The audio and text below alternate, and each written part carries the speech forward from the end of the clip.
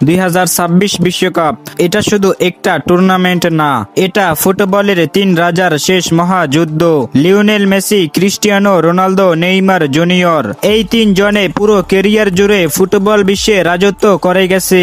এই তিনজন গোল, trophy, record, ইতিহাস সবকিছু জিতেছে তারা। কিন্তু এবার লড়াই শুধু একটার জন্য, সেটা হলো বিশ্বকাপ। কে জিতবে এবারের শিরোপা? রোনালদো নাকি নেইমার, নাকি মেসি আবারও ছুঁবে বিশ্বকাপ?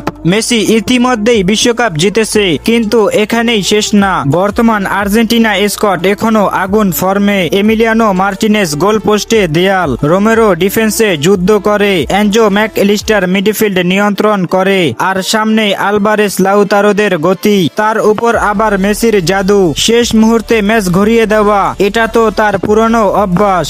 অন্যদিকে ক্রিস্টিয়ানো রোনালদো, গরিব পরিবার থেকে উঠে আসা ছেলেটা ফুটবলে প্রায় সবকিছু জিতেছে, কিন্তু বিশ্বকাপ এখনো অধরা। এটাই হতে পারে তার শেষ সুযোগ।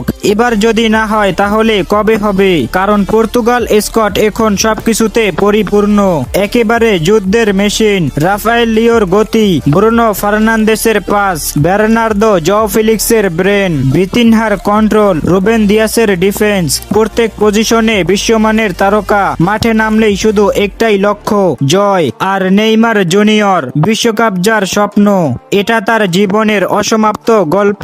ইনজুরির সাথে লড়াই করেও গত কয়েক বছরে আগুন পারফরমেন্স দিয়েছে সে। 2022 বিশ্বকাপে ক্রোয়েশিয়ার বিপক্ষে সেই দুর্দান্ত গোল আজও ফুটবল ফ্যানদের মনে গেঁথে আছে। কিন্তু ভাগ্য সহায় হয়নি। এবারও তার পাশে আছে রাফিনহা, বিনি, এনরিক, গুইমারেজদের মতো তারকা। যদি নেইমার পুরো ফিট থাকে তাহলে ব্রাজিলকে আটকানো অসম্ভব হয়ে যেতে পারে। এবার আমাদের দেখার বিষয়, যুদ্ধের শেষ হাসি কে হাসবে? মেসি কি আবারও ইতিহাস লিখবে, নাকি রোনালদো জীবনের সবচেয়ে বড় স্বপ্ন পূরণ করবে, নাকি নেইমার শেষবারের মতো সাম্বা জাদু দেখাবে? ফুটবলের তিন রাজা আসছে শেষ লড়াই লড়তে।